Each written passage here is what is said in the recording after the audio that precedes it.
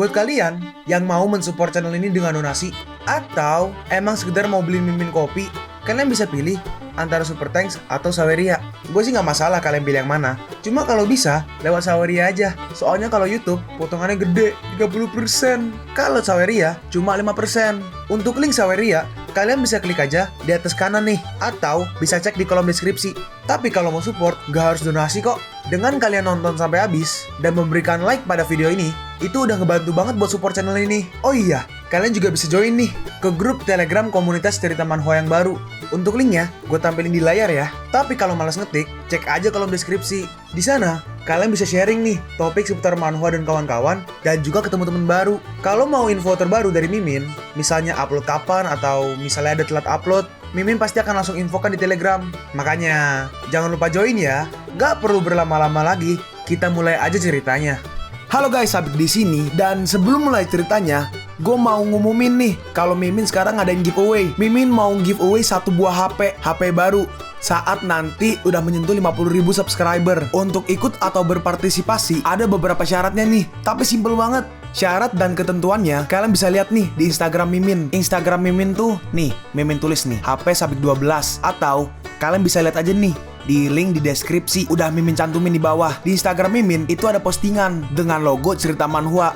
Nah, di sana kalian bisa lihat tuh syarat dan ketentuannya. Gak susah kok, syaratnya simple banget. Gak pakai ribet, gak pakai susah. 2 menit selesai. Pemenangnya akan Mimin umumin saat udah menyentuh 50.000 subscriber. Tunggu apa lagi? Makanya yuk, buruan subscribe biar cepet-cepet giveaway-nya. Nanti bakal ada giveaway terus kok, tenang aja. Oke, segitu aja. Kita lanjut ke ceritanya. Aku akan memberitahu ini kepada bibiku. Dan Peichen pun masuk dan menutup pintunya. Peichen berkata, "Ada apa? Apa kau ingin dia tetap di sini dan memanggilku sampah?" Soewu merespon, "Bukan itu yang aku maksud." Lalu tiba-tiba Cao Chun datang nih. "Jenderal, saya sudah menemukan informasi tentang Nyonya." Peichen merespon, "Pergi ke ruang atas, lalu laporkan semua informasi yang kau dapat." Peichen berkata, "Ada sesuatu yang harus aku bicarakan dengan Cao Chun.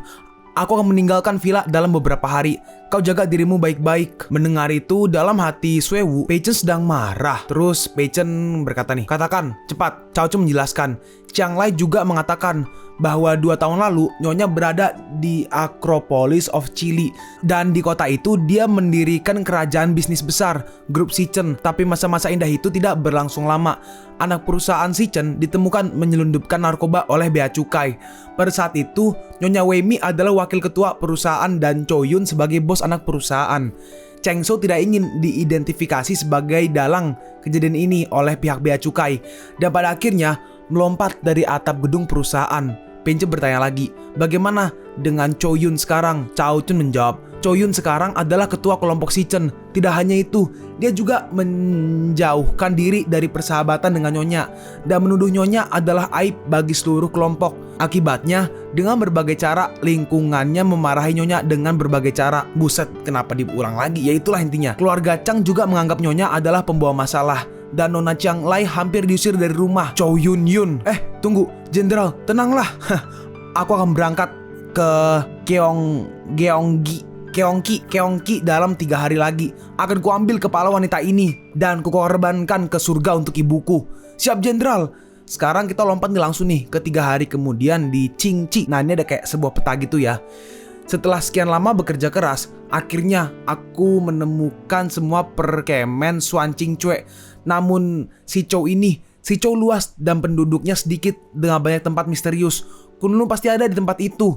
Apakah master dari Xuanqing Cue membantuku lewat perkamen?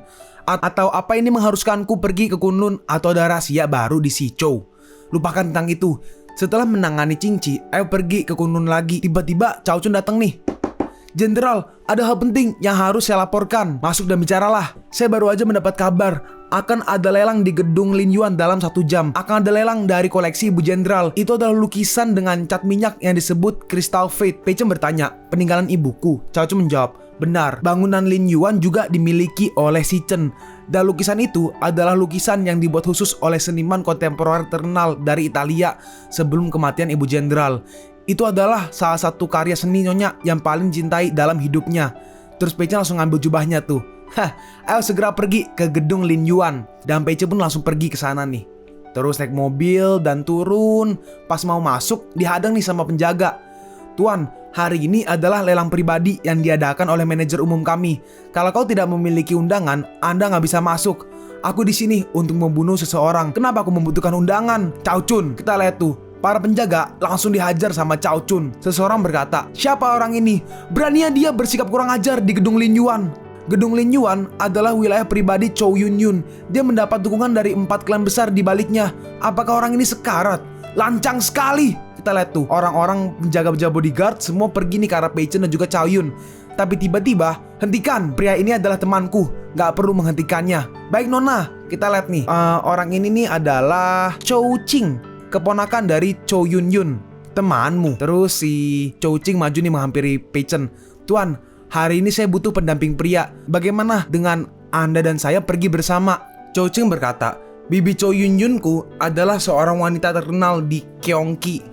Sebagai keponakannya, aku juga sedikit terkenal di Gyeonggi. Kalau kau adalah pasangan priaku, akan sangat mudah untuk memasuki pelelangan. Tapi si Pei Chen langsung mendorongnya nih, menyingkirlah. Kau nggak pantas bagiku. Kau berhenti di sana. Hei, apa yang petugas keamanan lakukan, ha? Cepat, hentikan anjing itu untuk wanita ini. Siap Nona. Dan para bodyguard dengan cepat nih langsung mengepung Pei Chen dan juga si Cao Chun. Berhenti, kalian berhenti. Apa kalian nggak bisa mendengar apa yang dikatakan wanita tertua kita? Terus ini Pei Chen berkata nih, Cao Chun, habisi mereka. Baik Jenderal, kita lihat nih, Cao Chun sendiri aja bisa nih menghajar mereka semua. Terus Pei Chen menghampiri si Chou Ching. Pei Chen berkata, apakah kau masih mencoba untuk menghentikanku? Nggak ada yang pernah berani melakukan seperti ini padaku. Kau tunggu aja, bibiku tidak akan membiarkanmu pergi. Pei Chen membalas, aku sama sekali nggak takut. Terus nih Cao Chun sama Pei Chen masuk kan. Cao Chun berkata, ada tempat di sini. Jenderal, silakan duduk di sini. Dan Pei Chen pun duduk tuh. Nah, kita lihat. Ini orang ini nih, yang cewek yang kanan nih, yang pakai dress biru nih, yang ada tulisannya, dia adalah Chang Qiani. Chang Qiani berkata, sepupu, aku mendengar bahwa lelang terakhir hari ini adalah lukisan cat minyak. Bibiku menyuruh kita untuk mendapatkannya. Nah, sedangkan wanita ini yang dress merah ini namanya Lanling. Lanling merespon nih, karena itu yang terakhir, itu pasti mahal. Jadi lakukan apa yang kita bisa. Dalam hati Pei Chen, orang-orang ini juga datang untuk lukisan ibu. Terus Aaron datang nih. Ini kayak mungkin tentara gitu ya, karena pakai baju pengaman tentara gitu kan, warna hijau gitu kan. Namanya Su Chen. Su Chen berkata, Lanling, kita harus mengambil lukisan itu sebelum orang tua Lan berbicara untuk mengedar narkoba Chang Qiuhua yang menyebabkan keluarga Lanmu dihukum bersama oleh si Chen dan beberapa keluarga bangsawan lainnya. Kalau kau mendapatkan lukisan itu bisa dianggap sebagai niat baik untuk Nona Chow. Kakak, mungkin aja Nona Chow bisa membiarkan keluarga Lan pergi begitu aja. Nih, Lanling merespon, Nggak ada yang salah dengan kakekku berbicara mewakili Bibi Chang. Bibi Chang dianiaya. Aku nggak perlu menunjukkan kebaikan kepada Chow Yun. Terus ini si Chang Qiani berkata, sepupu, hati-hati. Bagaimanapun, Nona Chow sekarang adalah selebriti di Gyeonggi. Wanita paling berkuasa di Gyeonggi. Ini bukan sesuatu yang bisa kita kendalikan sesuka hati. Terus tiba-tiba, dia itu seorang pelacur yang mencari ketenaran. Kenapa nggak bisa dihukum? Hei, siapa kau? Dalam hati Pei Chen nggak disangka keluarga Lan ini sudah bicara dengan ibunya. Tampaknya keluarga Lan adalah teman yang baik. Si Su Chen berkata, kau lancang. Nona Chow juga sesuatu yang bisa kau fitnah. Kau cari mati, jangan bawa-bawa aku. Pei Chen membalas, hanya seorang gadis. Apakah dia membuatmu takut seperti ini? Kau, tiba-tiba ada yang ngomong nih, selamat malam Tuan dan Nyonya, dan selamat datang di... Itu kayaknya pembawa acara mungkin ya. Lanning berkata, hentikan Su Chen, lelang sudah dimulai. Jangan membuat masalah. Baik Nona. Dalam hati Pei Chen, gadis dari keluarga Lan ini, dia sangat imut. Kenapa aku pikir aku kenal gadis ini? Nampaknya aku pernah melihat dia di suatu tempat. Terus akhirnya mulai nih lukisannya dilelang. 10 juta, 30 juta. Cao Chun berkata, Jenderal, saya siap mendapatkan gambar milik Nyonya. Oke, nah ini pembawa acara, buset, matanya lagi social distancing, cok. Lagi covid, cok. 2 meter, no. Hadirin, mari kita lanjutkan ke koleksi terakhir, Dust Fate. Nah ini, dibuka nih. Lukisan cat minyak ini adalah koleksi favorit Nona Chow Yun. Dan sekarang dia rela untuk memotong cintanya dan berharap semua orang bersemangat mendapatkannya. Harga awal hanya 25 juta. Dalam hati Pei Chen, tokoh utama lukisan cat minyak ternyata aku dan ayahku. Keluarga Su menawar 30 juta. Gak ada yang diperbolehkan untuk merubah saya. Tiba-tiba 50 juta. Siapa yang berani? San Sin. Namanya sih di sini Shinwei ya. Oke, namanya Shinwei. Ku panggil Shinwei aja ya. Shinwei, Master Su. Keluarga Shin saya juga ingin mendapatkan lukisan banyak ini. Saya harap Anda bisa menahan rasa sakit dan melepaskan keinginan mendapatkan itu. Suci merespon nih. Xiao Xin, bisa aja bercanda. Jika Xiao Xin ingin mengambil lukisan ini, maka Anda pasti bisa mendapatkannya. Shinwei merespon. Terima kasih Master Su. Si pembawa acara melanjutkan nih. San Sin, mungkin anak kali ya. San Sin. San kan anak kan. Menawar 50 juta. 50 juta pertama, 50 juta kedua, 50 juta. Aku perbesar menjadi 100 juta. Sucem berkata, apa kau udah gila? Itu Tuan Sin, kau berani melawan dia? Seorangnya berkata nih, siapa orang ini? Bagaimana bisa dia berani melawan Tuan Sin? Siapa namanya nih? Sin baru nih, Shinwei. Shinwei berkata, bro, aku sangat jatuh cinta dengan lukisan ini. Dan kalau kau memberiku banyak wajah seperti itu, aku berutang kasih sayang padamu. Maaf, wajahmu sama sekali tidak berharga bagiku. Tidak ada yang menawar lagi. Baiklah, berarti lukisan ini jadi milikku. Si pembawa acara menjawab nih, iya, Tuan Chiang membuat tawaran tertinggi dan Dust Fate menjadi milik Tuan Chiang. Shinwei berkata, cepat cari tahu, aku ingin melihat siapa itu. Siapa yang berani melawan keluarga Shinku? Baik Tuan. Terus nih pembawa acaranya nih. Ini adalah akhir dari pelelangan. Dan malam ini ada menari santai. Semua tamu berhak untuk bergabung. Pei Chen berkata, Nona Lan, bisakah saya mengundang Anda untuk menjadi teman wanita saya di prom? Hah? Iya, itu benar. Tiba-tiba dipotong nih sama si Suchen nih. Suchen, yap. Gak, Lanling adalah tunanganku. Atas dasar apa? Dengan mudahnya kau mengajak tunanganku. Lanling membalas, Suchen, jangan bicara omong kosong. Kapan aku bilang jadi tunanganmu? Suchen merespon nih, Lanling, apa kau udah lupa? Kakak kita pernah berjanji satu sama lain. Lanling membalas, itu hanya perjanjian verbal yang tidak mengikat. Dan aku jatuh cinta dengan pria ini pada pandangan pertama. Cinta pada pandangan pertama? Aku gak percaya itu. Dan Lanling langsung pergi nih ke Pei Chen. Aduh, maafkan aku sayang. Dan main nyosor aja gitu kan. Dengan ini kau bisa percaya kan? Lanling, kau. Pei Chen berkata, Master Su, aku sarankan kau menyerah aja. Kau gak cukup baik untuk Nona Lanling. Lanling berkata, ayo pergi dari sini, jangan pedulikan dia. Tapi si Suchen mau mencoba menghalangi tapi gagal tuh. Dan mereka berdua pun keluar. Lanling berkata, terima kasih untuk yang tadi dan aku menyinggungmu. Maaf. Pei Chen merespon, tidak apa-apa Nona Lan. Perkenalkan, nama keluarga saya Chiang dan nama saya Pei Chen. Nama belakangmu Chiang. Pei Chen merespon, iya, ini adalah kartu nama saya. Jika Anda mengalami masalah di masa depan, Anda bisa menghubungi saya. Terus tiba-tiba Aaron datang nih. Nah ini jadi tadi kan si Chou Ching. Nah ini yang kiri nih Chou Yun, bibinya berarti ya. Chou Ching berkata, Bibi, dia orang yang menindasku. Kau harus menghukumnya. Chou Yun bertanya, kenapa kau menghina keponakanku? Kau datang tepat waktu. Dan aku punya sesuatu yang ingin ku pertanyakan padamu. Nona Chou, apa Anda masih ingat Chang Chiahua? Dalam hati Lanling, bagaimana bisa dia tahu nama Bibi Chang? Mungkinkah dia? Chou Yun bertanya nih, hubungan apa yang kau punya dengan dia? Pei Chen menjawab, aku putra dari Chang Chiahua. Putra Chang Chiahua. Tiba-tiba Aaron datang nih. Setelah kau berbicara lama, dia ternyata anak pengedar narkoba. Pei Chen membalas, coba katakan itu lagi. Apakah aku salah? Siapa yang gak tahu Chang Chiahua adalah gadis yang berani menggunakan laut untuk menjual narkoba. Kau gak tahu berapa banyak kaum muda di Qingci yang telah dirugikan. Oh ya, ini BTW Keongki dan tadi tuh Keongki diganti jadi Qingci. Jadi sama aja ya. Kau bukan anak pengedar narkoba. Kau adalah. Tapi sebelum selesai ngomong, si Shinwei langsung ditendang sama si Pei Chen. Dan Shinwei sampai terembas ke tembok tuh. Lihat tuh. Dan gila temboknya sampai hancur. Kau, beraninya kau. Pei Chen melanjutkan, emangnya kenapa? Aku harus takut padanya. Hari ini adalah hari kematian ibuku.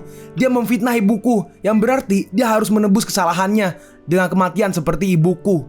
Aku tanya padamu, apa hubungan kematian ibuku dengan diriku? Hah? Dirimu kali? Diriku? Ya, apa hubungan kematian ibuku dengan diriku? Gue gak tahu ku apamu ya, cuma ya udah gue ikutin teksnya aja. Kalau kalian mengerti bersyukurlah, karena gue bingung.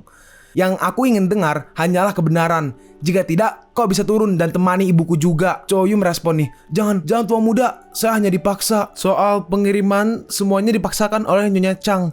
Dan aku juga memujuknya saat itu. Pei Chen berkata, badan hukum perusahaan pengiriman adalah milikmu dan adikmu Chou Pin yang bertanggung jawab atas transportasi pada waktu itu. Bagaimana Anda tahu tentang ini? Kita lihat tuh, ini Jenderal Cao Cao Chun, bawa barang itu ke sini. Ini jenderal, ini tentang kontak milikmu antara Cho Yun Yun serta He Lu Shi Chang, 4 klaim besar selama setahun ini, dan pertukaran dengan master narkoba asing. Sekarang buktinya seperti gunung. Apakah kau masih berani mengatakan bahwa kau sedang dipaksa? Hei, itu sial. Apa itu benar-benar seperti itu? 4 klaim besar bahkan memiliki kontak dengan pengguna narkoba asing dalam setahun terakhir. Nona Chang benar-benar dirugikan saat itu. Enggak, ini bagaimana mungkin? Pagi dini hari tanggal 12, gembong narkoba Meksiko Alonso ditembak mati di rumahnya. Sarang gembong narkoba dihancurkan dalam semalam. Dan lebih dari 10 garis di Atlantik sepenuhnya dihancurkan. 9 catatan devisa ini ditemukan di sarang miliknya. Peichen berkata nih, He Lu Shi Chang, 4 keluarga besar, ditambah kau Cho Yun Yun, telah bekerja sama untuk menjebak ibuku dan membagi aset si Chen. Ini benar-benar masalah besar. Cho Yun merespon nih, gak mungkin, bisa aja Anda salah sangka. Enggak, itu bukan aku. Dalam hati Cho Yun, aku gak bisa mengakuinya. Jika aku mengakuinya, semua yang aku rencanakan akan hilang. Terus tiba-tiba Aaron datang nih. Hah, kau ingin menghukum Nona Cho dan diriku dan klaim besar lain hanya dengan beberapa lembar kertas. Sungguh aneh. Kita lihat nih, orang ini nih adalah Chang Ming, tua muda dari keluarga Chang. Cho Yun berkata, tua muda Chang, akhirnya kau datang ke sini. Orang ini mengaku sebagai putra dari Chang Chihua dan memfitnah kami dengan berpura-pura menjadi hantu. Anda harus menegakkan keadilan untuk kami. Nona Cho, jangan khawatir. Anak-anak, ajarkan keadilan kepada orang yang telah menghina keluarga Chang dengan baik. Baik tuan. Kita lihat tuh para bodyguard dari si Chang Ming, tua muda dari keluarga Chang ya. Gue ingetin lagi. Nah, mereka berdua maju tuh bodyguardnya tuh, yang menyerang ke arah Peichen dan juga Cao Chun. Cao Chun, baik jenderal. Kita lihat nih, Cao Chun dengan mudahnya menghajar mereka berdua. Hah? Dan mereka berdua, ngeri tuh, pakai kayak pisau gitu, kayak pedang. Dan mereka berdua langsung tumbang. Jenderal, perintah Anda telah selesai dilaksanakan. Kerja bagus. Dan Peichen pun maju tuh. Hah, kau, jangan kesini. Jangan khawatir, aku tidak akan membunuhmu hari ini. Aku memberimu 1 bulan. Dan 1 bulan kemudian, kau bersama dengan ketua dari 4 keluarga besar akan turun ke makam ibuku dan melaporkan kejahatanmu secara langsung. Pada saat itu, aku akan membuat lembar memorial untuk kau masing-masing dan akan diperlakukan seperti hewan liar. Tertulis di atasnya, kata demi kata, untuk menjernihkan ketidakadilan yang dialami oleh ibuku, layaknya hewan liar. Apakah kau benar-benar berpikir kau seperti naga dan dewa? Apa kau masih ingin 1 melawan 5? Lancang sekali. Cho Yun berkata nih, tua muda Chang, dia benar-benar gak bisa dibiarkan. Ayo hubungi keluarga besar yang lain. Dalam hati Cho Yun, dia gak boleh pergi dari tempat ini hidup-hidup. Aku ingin dia mati. Kita lihat nih, akhirnya mereka mengadakan sebuah meeting. Bukan perjamuan, meeting. Apa ya meeting ya? Pertemuan gitulah untuk membahas. Kita lihat wanita yang di kiri nih yang rambutnya agak coklat tuh, dia berkata, Nggak peduli apapun, undangan ini nggak bisa diterima. Wanita yang kanan menambahkan, anak pengedar narkoboy, di mana kita memiliki wajah untuk mengenalinya. Biarkan dia pergi sejauh yang dia bisa. Oke, kita lihat nih, orang yang ini nih adalah patria keluarga Chang, namanya Chang Chongsheng. Chang Chongsheng berkata, baiklah, jangan membuat keributan. Kakek, apa kakek benar-benar ingin membiarkan spesies liar yang tidak diketahui asalnya untuk memasuki gerbang keluarga Chang kami? Jiahua telah pergi selama 2 tahun dan Chiang Lai hanya kakak yang lebih tua. Wanita yang kiri membalas, Chiang Lai adalah anak yang tumbuh di keluarga Chang kami. Apakah dia sama dengan spesies liar itu? Jangan bicara tentang itu. Aku punya rencana sendiri. Mari kita tunggu aja dia datang. Nah, ini sekarang kita pergi lagi ke Peichen dan juga Cao Chun. Cao Chun berkata, Jenderal, undangan yang Anda perintahkan untuk diberikan kepada keluarga Chang sudah saya sampaikan. Peichen merespon, baiklah, mari kita lihat apakah keluarga Chang punya nyali untuk menjawab undanganku. Terus akhirnya buka pintunya. Tiba-tiba ada yang buka nih. Chang Peichen, lama tidak bertemu. Oke, kita lihat nih, cewek ini nih namanya Fangi. Kenapa kamu di sini? Fangi menjawab, aku datang ke sini karena aku ingin bertemu denganmu. Kemarilah dan rasakan kopi yang dibuat oleh wanita muda ini secara langsung. Bagaimana kabarmu akhir-akhir ini? Aku tidak melihatmu sejak kau meninggalkan perbatasan barat. Baik-baik aja. Bagaimana denganmu? Fangi menjawab, aku akan menjadi bintang. Oh iya, ngomong-ngomong, bagaimana kalau kita makan malam bersama malam ini? Aku punya 2 botol anggur berusia 82 tahun dari Manor Perancis. Maukah kau bergabung dengan kami pada jam itu? Peichen menjawab, aku harus pergi ke kantor pesawat militer untuk melapor. Aku juga harus mengemudi, jadi aku gak bisa minum. Aku hanya ingin mengundangmu untuk minum. Akan tetapi, kau masih mau menyetir mobilku. Fanggi, kau benar-benar gak berubah sedikit pun. Nah, ini terus nih Pei-chen dan juga Cao Chun nih lagi di sebuah, gue nggak tahu ini nggak tahu di mana, cuma intinya kayak di camp tentara gitu mungkin ya. Karena itu, lihat tuh, ada orang berbaju tentara. Orang itu berkata, "Tuan, tolong tunggu sebentar. Atasan akan datang sebentar lagi." Baik. Tiba-tiba ada yang mendobrak pintunya nih, ceprak ditendang. Kalian pun sampai di penghujung video ini. Kalian mau tahu lanjutan chapter ini? Atau manhwa menarik lainnya? Makanya, jangan lupa subscribe biar kalian gak ketinggalan kalau gue upload video baru. Jangan lupa like, komen, dan share ke teman-teman kalian supaya channel ini bisa lebih berkembang ke depannya. Segitu dulu dari video cerita manhwa. Gua Sabik undur diri. See you on the next video. Zaijian!